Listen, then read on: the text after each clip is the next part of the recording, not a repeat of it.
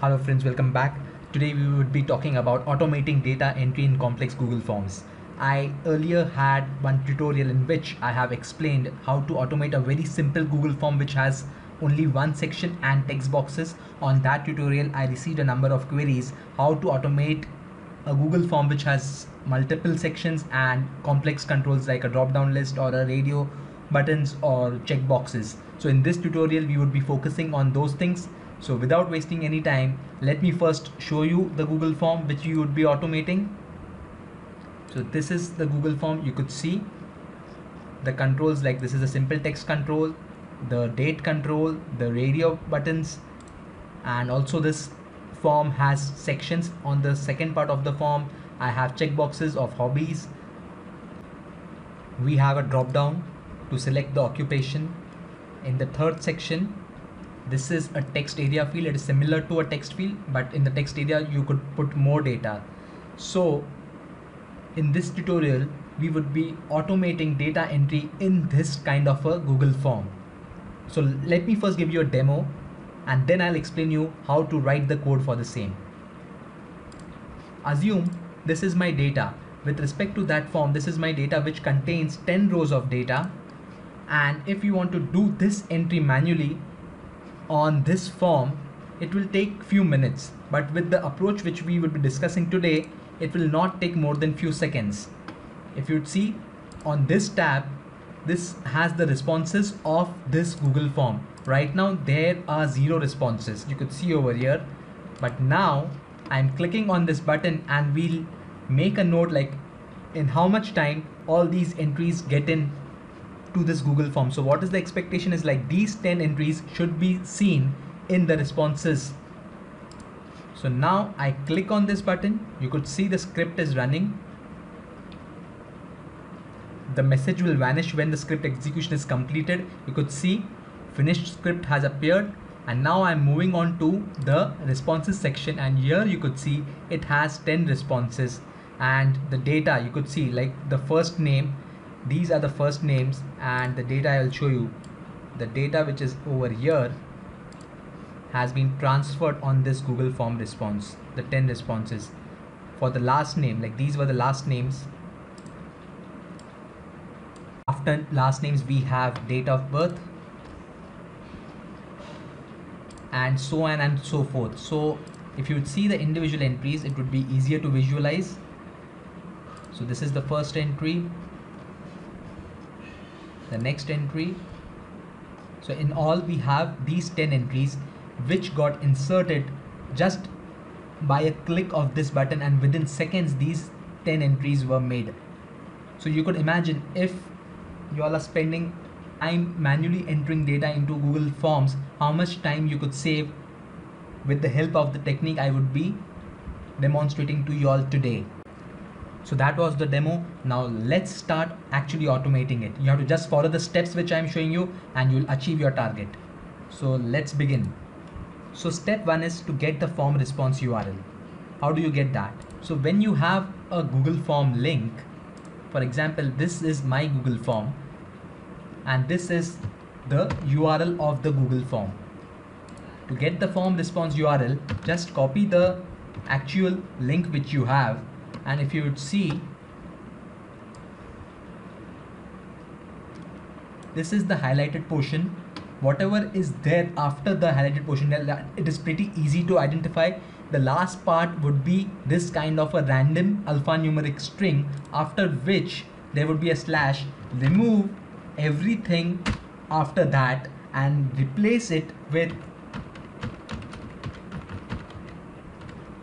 form response. So this was the step 1. I repeat, what you have to do is like go to the form URL, copy the form URL, paste it, look for this kind of an alphanumeric string, remove everything which is there after the slash and replace it with form response. So this is your form response URL. Your first step is complete. Now let's move on to the second step.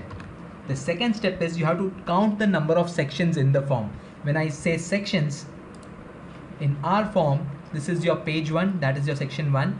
There is this next button. When I click on it, I move on to the second section of the form. You could see there is another next button over here, and we move to the third section. So in our case, we have 3 sections. Once we figured out the number of sections in our page, we will have to update the form response URL.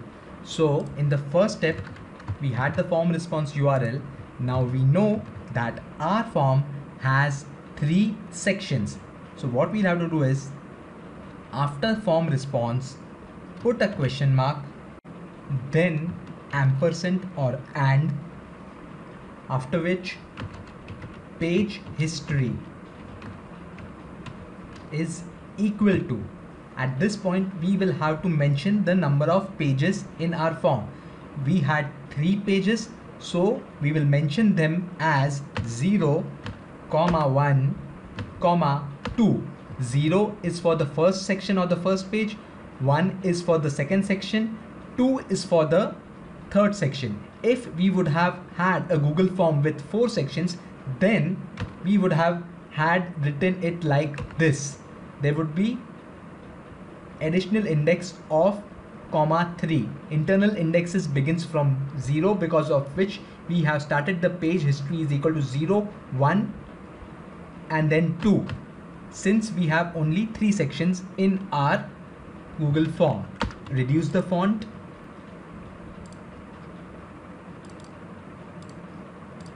So that it becomes readable, and now this is your form response URL.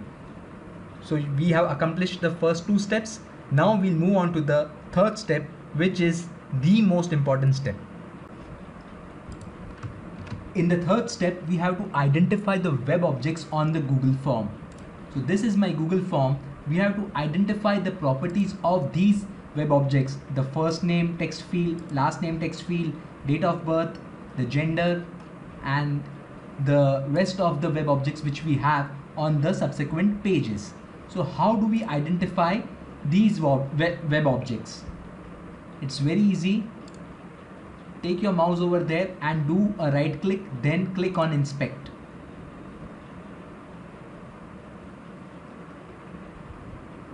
This kind of a window would come up. It may come on the right hand side. I have focused it below, so it has come over here. And here, if you would see, something is highlighted in light blue. This light blue section is the HTML of this first name text field. So what we have to do is, we are concerned with the name property of this text field. If you would see over here, I'm highlighting the name is entry dot and then some digits. So we will need this property. So what I'll do, I'll just copy it and I'll just make a note of it, and we'll use it later on. So this is the name property of the first name text field. Similarly, we would be needing the name property of the rest of the objects. Next is the last name. You could see the name is equal to entry dot some digits. I copy this and I'll keep it ready. Moving forward, the next field is the date of birth field. Now, if we want to see the HTML of date of birth field, I take my mouse to this pointer and then just leave it. Left click on the date of birth field, and here if you would see, in the highlighted light blue section which represents the HTML of date of birth field, there isn't any name property. Now this is the challenge. How will you find the name property? Without the name property, you won't be able to automate it. So how will you get the name property of date of birth field? For this, I'll give you a small trick. Focus your mouse on this HTML, then using your keyboard, press Ctrl and then F key, Ctrl F, and then search for YEAR year. You could see it is highlighting the year in yellow color, and if you would come on the right hand side and click on the search next arrow, then the other instance of year is highlighted in yellow color, and this is our actor. You could see over here you have entry dot something underscore year. So whatever is present before underscore year, we will make a note of that. So I copy this and I'll make a note of this, and I'll remove underscore year. I will only keep entry dot and the digits. So this is how we identify the name property of date of birth field. Let's move forward. Next is the gender field, which is radio buttons. So I take my mouse over here, and here I could see the HTML of this radio button female. Similarly for male, and also we do not have the name property over here. The trick this time is select any gender. We have selected female, and now in the below search text box, search for the value which you have selected. For example, female. So it is showing 1 out of 4.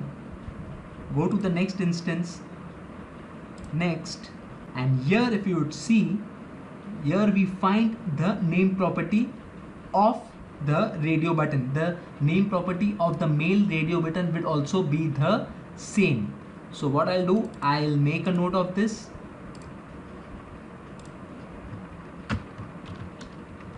If you want to try with male, select male, then search for male.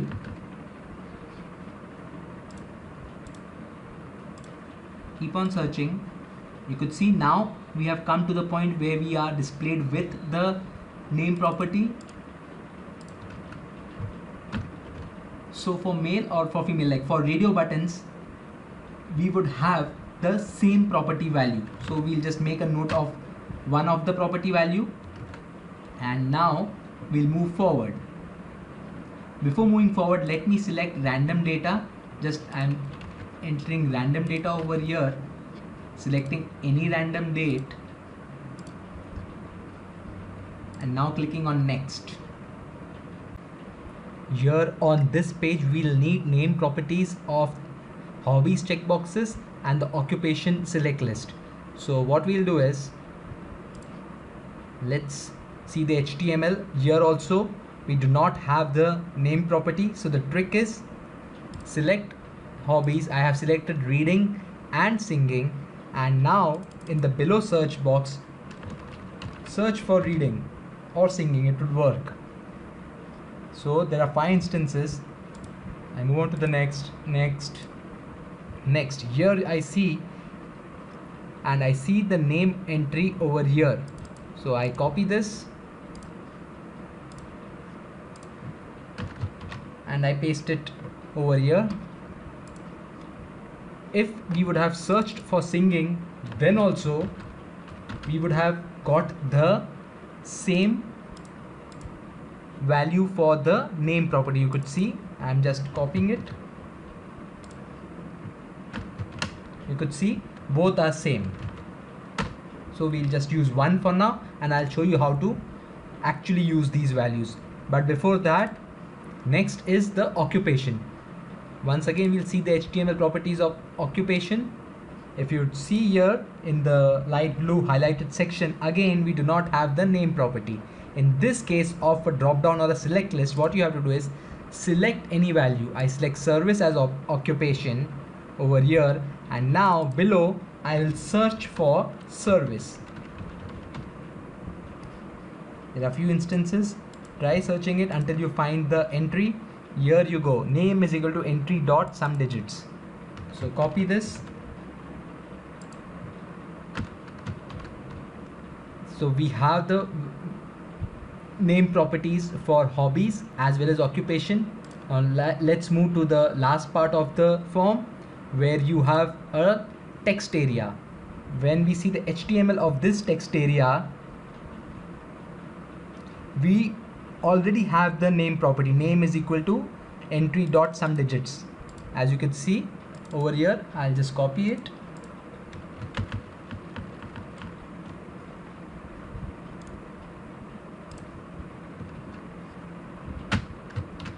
So here you go. We have the name properties of all the web objects. So at this point, we have the name properties for all the web objects of the Google form. And now we come to the next step, which is assign data to the name of the web objects. We have these names available with us, and whatever data we want to enter onto the Google form, we should map it with the names which we have over here. For example, this entry, the first one, is for the first name text box. So whatever name I want to enter, I will mention it like this. For example, I want to enter test F name. So when the form will be submitted, I'll show you in few minutes how the form will be submitted. Test F name will get populated in the form in an automated manner, and it would be then displayed in the form response. So similar to this, each and every entry which we have over here will have to be mapped with the specific data which we want to enter. So the second one was for the last name. So I write here test L name. Let me increase the font so that it would be easy to view.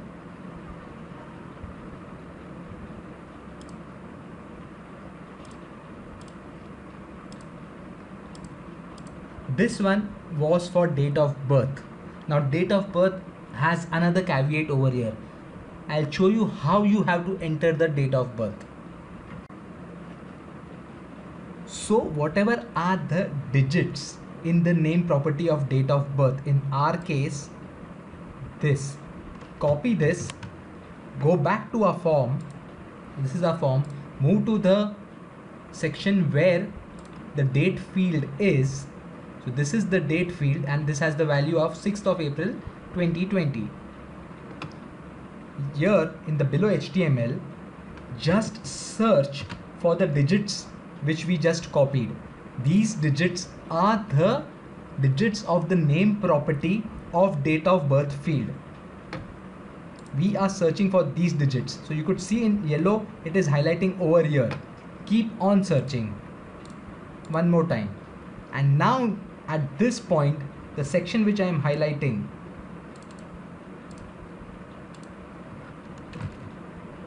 here you could see I have found these digits, and it has the value of 2020-0406, which means internally it is accepting the date as YYYY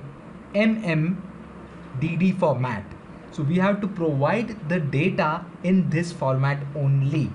So where we were creating our mapping, the mapping for date of birth would go like this. The entry would remain like this.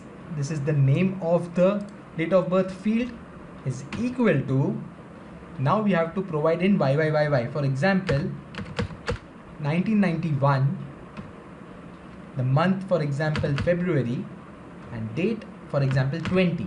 So this is 20th February 1991. This is the format accepted by the Google form which we verified over here. Make sure the format is correct, else the entry won't happen, it would give errors. So we have made the mapping for date of birth. Next field was gender, which was the fourth entry field.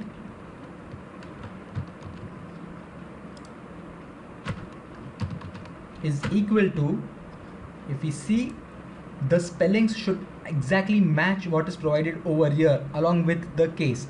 It would be either female or male. Fine.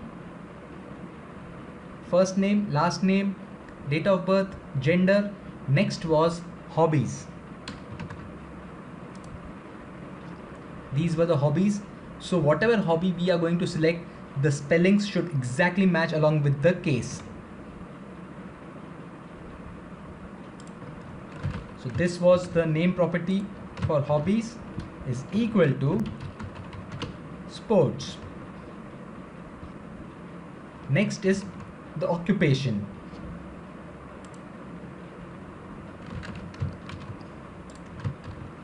Is equal to any option from this drop down, but the spelling and the cases should be exactly as they are provided over here.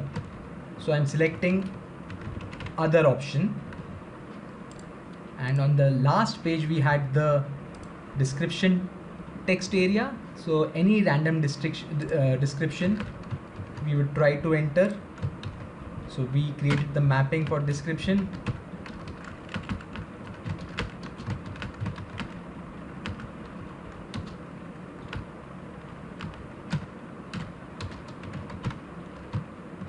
Fine. So for all the web objects we have created the test data. So this was a step 4, and now in step 5 what we'll do is we will combine the form URL which we had created in step 2 with the data map here which we have created in step 4. So let's move to the step 5. So this was the form URL from step 2. I am copying it. This was the form response, after which we had appended an ampersand page history is equal to 0, 1, 2. So after this, what we have to do is put an ampersand and now just copy paste these things. So this was for the first name, ampersand, second name, ampersand, date of birth, ampersand, gender, ampersand, hobbies, ampersand, occupation, ampersand, brief description. So this is our entire URL. So we have the URL ready. Now if I copy this URL and put it on the browser, and if everything is correct, this entry would be made onto the Google form. So for that, what we'll do is, like earlier we had submitted these 10 responses. Let's remove all these responses. So now there are no responses on this form, and now what I'll do is I'm copying this URL, I'm opening a new tab on my browser, pasting the URL, and now I'm hitting enter. Let's see what happens. You could see your response has been recorded. Let's verify the response. You could see it has come over here. You could see one response. You could see the first name is test F name, last name test L name, date of birth as February 1991, the date is 20th, gender, hobbies as sports. This is the description, test. If you view in the individual view, it would be much easier. You could see the date of birth, gender, hobbies, occupation, everything has been correctly transferred just when we hit the URL over here. If I'll hit the same URL again, another entry will get created with the same details.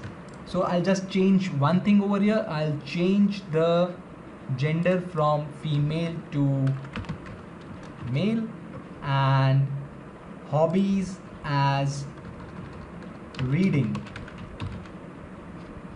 Once again I copy this, go to the URL section, copy paste the URL, hit enter. It is showing me your response has been recorded. Let's verify the response. You could see here there are two responses, and if we go to the second response, see test F name, test L name, birth date remains the same, gender has changed from female to male, hobby is now reading, occupation was the same, and brief description about yourself. So up till now we have understood how to submit the form data using the URL parameters. So that was one part, but our intention is if we have data in this kind of a format, how to achieve the same with a click of a button as I had demonstrated few minutes earlier. So this was the background which we had created. Once we are familiar with this URL, we have to just write few lines of code that would be performing the task as per the demonstration. So let's move ahead and write the code for the same. To write the code, go to the Google Sheet where you have the data, go to tools, script editor. This kind of a window would come up. Here you could start writing your code. So this is the first line. Function is the keyword. Auto entry is any name of your choice. Round brackets, then a curly bracket, and this will end with a curly bracket. So whatever we write between these two curly brackets would be our function for the automated data entry. So here we would define the workbook and the worksheet object. At line number 4, the workbook object is referring to this spreadsheet which has this data. You could see the syntax. It is spreadsheet app.get active spreadsheet. In our case, this is the sample data sheet. Next is the worksheet object. The worksheet object is using the workbook object. Why? Because on this workbook there could be multiple sheets below. In our case, we have just one sheet whose name is data. So the workbook dot get sheet by name data. So this worksheet is referring to this data sheet. Next is we will create variables for all these columns, first name, last name, date of birth till the G column. So we'll just create variables for those like this. So we have one variable each for the column headers in the data sheet. Also, I have created two more variables, one for the form URL and one for the form data. Now we want our code to pick up each of these row items. In this case, we have total 10 rows of data and one row for the headers. So in all we have 11 rows. So what I'll do is I'll create another variable where number of rows is equal to 11. If you would have more data in your sheet, you should have this variable assigned to the value of the last row number. In my case, it is 11. You could see over here. So I have assigned the value as 11. Next is I want to iterate through all these rows. So I would be using a for loop.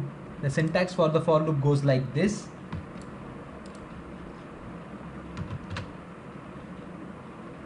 For any variable name, I have taken the name as I equal to 2. I is less than equal to number of rows. So in our case, number of rows would be 11. I plus plus.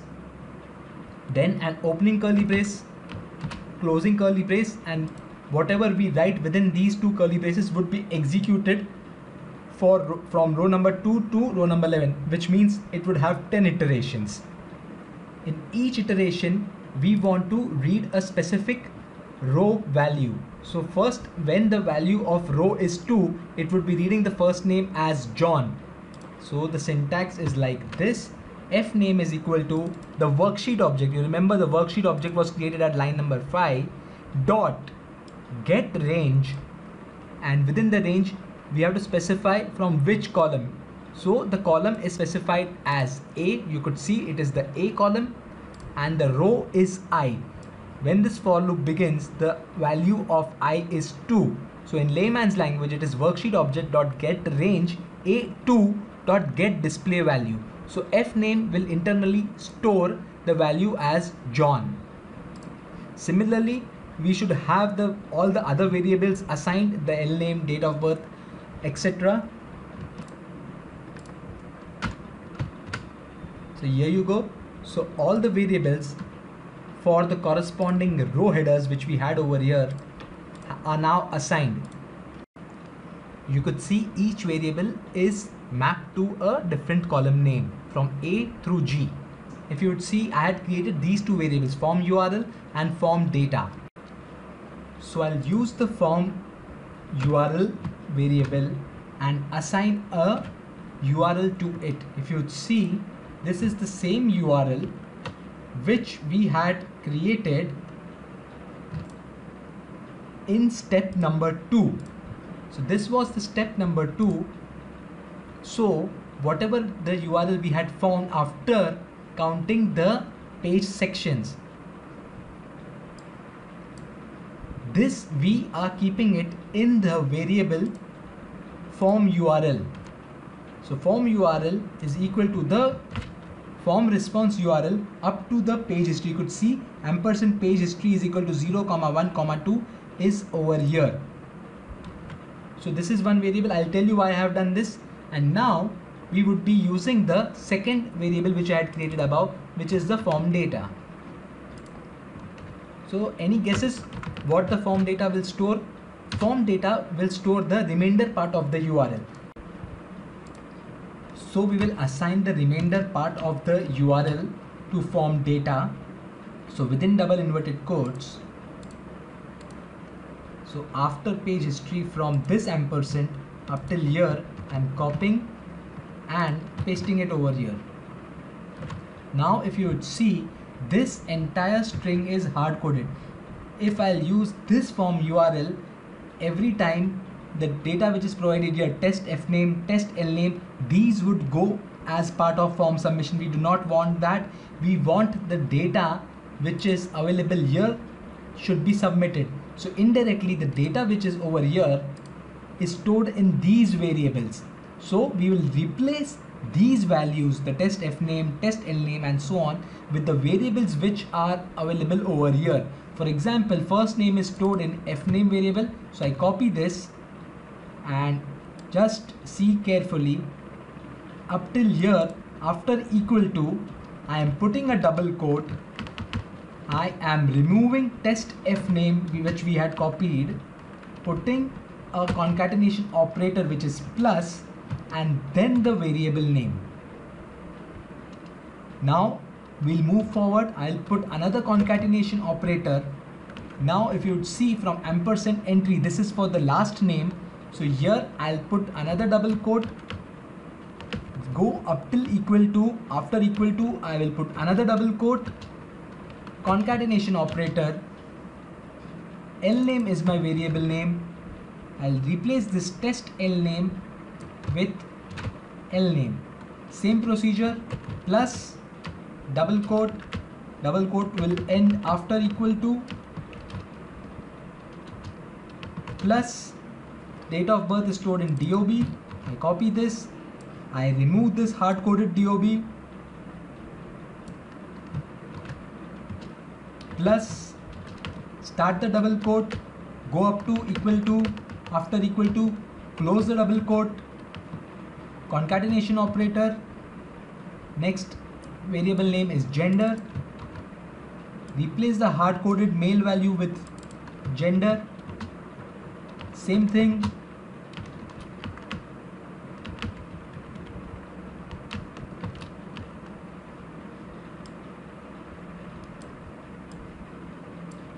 hobby is the name of the variable,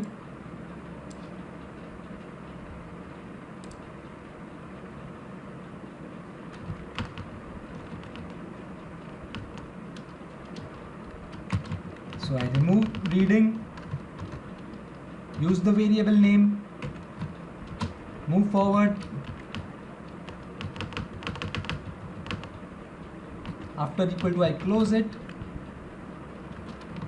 concatenation operator, the variable for occupation is occupation,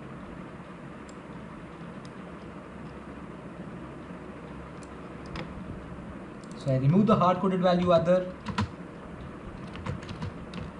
move forward,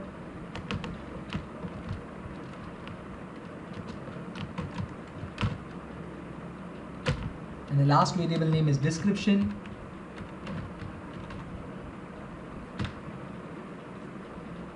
So this is how I form the form data. I know it is a bit complex, but if you just try to do it by yourself, it is not that difficult. All the variable names are without double inverted quotes and the rest of the things are within the double inverted quotes. So at this point our form URL is ready, form data is ready. What I'll do, I'll create another variable. Final URL is equal to form URL plus form data. So these two strings, the form URL string and form data string, is stored in the final URL, and this is the final URL which we would be submitting. The code for submit goes like this. We have to tell that we have to post this URL. So for that we are creating this option variable. So where option curly brace within double inverted code method colon post, this curly brace will close this semicolon. So we have to put this because we have to tell that this is a kind of a post operation. This is a standard text which you will have to put for submitting this form. So this is ready now, and the last line of the code, which would be actually submitting your URL with the data, it goes like this.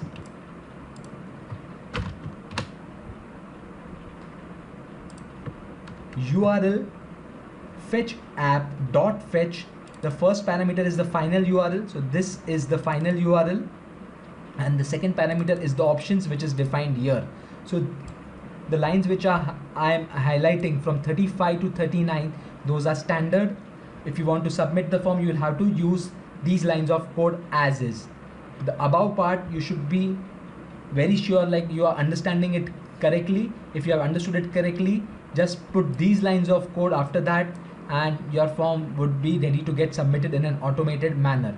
So if you see from here up till here, we have put all these things in a for loop, which means for each row of data over here, we are doing a submission with the help of URL fetch app operation. So the entire code is now ready. I'll save it, and now I want to execute it, and if everything, all the syntaxes are correct, all the data which is present over here will get submitted on this form and it will be available in the form responses. So what we'll do is, like, first of all, these form responses, these two responses we'll remove. So I'm doing a delete all responses. So everything has been removed, and now we'll try to execute this code. So I'm clicking this run button on the top, and let's see what happens.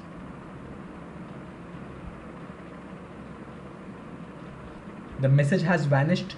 Now let's verify the form response. You could see it is showing 10 responses. Within 10 to 15 seconds, it has submitted these 10 rows of data on this form, and you could just verify the responses. You could see this is the first response, second response, third response, so on and so forth. Like, all the data which was present over here in this sheet has been submitted in an automated manner. This is a simple code which would be automating your entire data entry on the Google form. So if you want to assign this code to this button, like any button, so first of all I'm removing this. I have removed it. If you want to place any button, what you have to do is go to insert, drawing, a new window will come up. Select this option shape, multiple shapes would come up. I'm selecting the first one over here. I just left click anywhere, so this kind of shape has come up. You could resize it.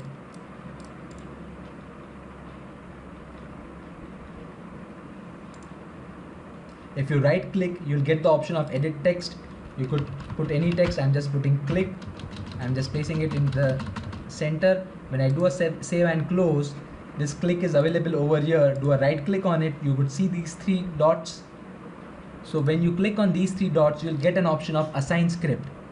So for assigning the script, whatever is the function name, copy this function name without the brackets, right click, go to these three dots, assign script, put the name of the script, click on OK.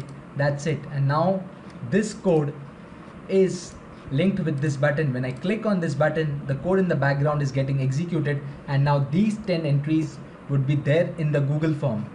So now we would be expecting 20 responses. See, now the responses are 20. This is how quick this technique works. So this is how you can automate your data entry onto Google Forms. I hope you found this tutorial useful. If you like my tutorials, I would request you to please subscribe to my channel so that you would be updated with the latest videos I would be uploading. Guys, thanks for joining. I'll see you in my next tutorial. Goodbye.